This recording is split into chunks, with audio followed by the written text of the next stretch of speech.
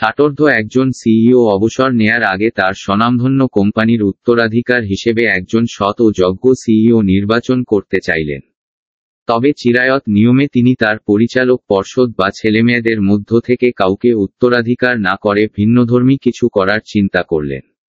তাই একদিন সকল এক্সিকিউটিভদের বললেন, আমি সিদ্ধান্ত নিয়েছি আপনাদের মধ্য থেকে একজন পরবর্তী সিইও নিয়োগ করব। শুনে তো সবাই হতবাক, তবে আবার খুশিও হল। সিইও হওয়ার স্বপ্নে তাদের মন উৎফুল্লিত হল। তিনি বলে চললেন, আমি আপনাদের প্রত্যেককে একটি করে বীজ দেব। এই বীজ আপনারা টবে রোপণ করবেন, পানি দিবেন, যত্ন করবেন আর ঠিক 1 বছর পর তা আমার নিকট নিয়ে আসবেন। আমি তখন সেই বীজ থেকে বেড়ে ওঠা চারাগাছ দেখে বিচার করব কে হবে পরবর্তী সিইও। সেইখানে অলিভার নামে একজন ছিল যে আর সবার মতোই বীজ নিয়ে বাসায় ফিরল। তার স্ত্রী একটি টব, মাটি ও সার জোগাড় করল এবং সেই টবে অলিভার বীজটি রোপণ করল। প্রতিদিন সে বীজটির খুব যত্ন করতে লাগল, নিয়মিত পানি দিল। সপ্তাহ 3 পর তার সহকর্মীরা এক অন্যের সাথে তাদের বীজ থেকে বেড়ে ওঠা চারাগাছ সম্পর্কে বলাবলি করতে লাগল। কিন্তু হায়, অলিভারের বীজ থেকে তো কিছুই জন্মাচ্ছে না।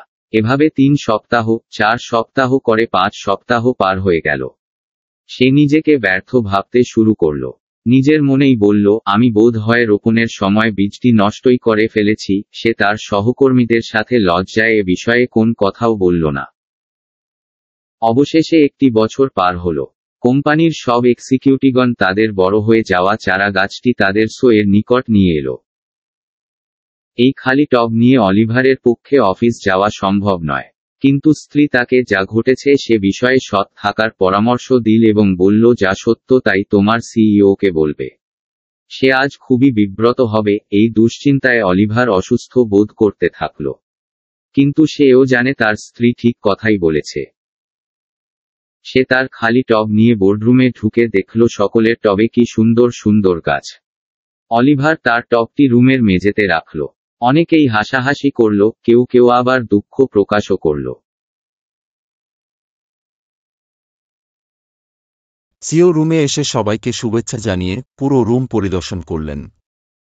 ও মাই গড, আপনারা কি সুন্দর চারাগাছ ও ফুল জন্মিয়েছেন। হঠাৎ তার চোখ গিয়ে পড়ল অলিভারের দিকে। অলিভার লজ্জায় পেছনে কোথাও লুকানোর চেষ্টা করল। সিও তাকে সামনে আসতে বললেন। অলিভার খুব ভীত হয়ে পড়ল। নির্ঘাত সে আজ তার চাকুরি হারাবে। সিও জিজ্ঞেস করলেন, কি ব্যাপার অলিভার, আপনার বীজের কি হয়েছে? অলিভার তাকে সব খুলে বললেন। সিও সবাইকে বসতে বললেন, শুধু অলিভারকে বললেন দাঁড়িয়ে থাকতে। তিনি অলিভারের দিকে তাকিয়ে বললেন, সবাই আমাদের নতুন সিওকে ভালো করে দেখুন, তার নাম অলিভার। অলিভার নিজের কানকে বিশ্বাস করতে পারল না। সে তো কোনো চারাগাছের জন্মই দিতে পারেনি। সবাই বলাবলি করল, সে কিভাবে সিও হল?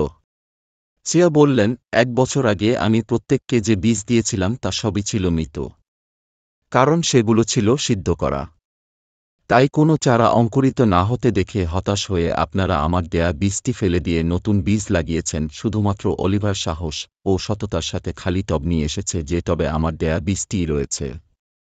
সবাই করতালি দিয়ে তাকে অভিনন্দিত করুন।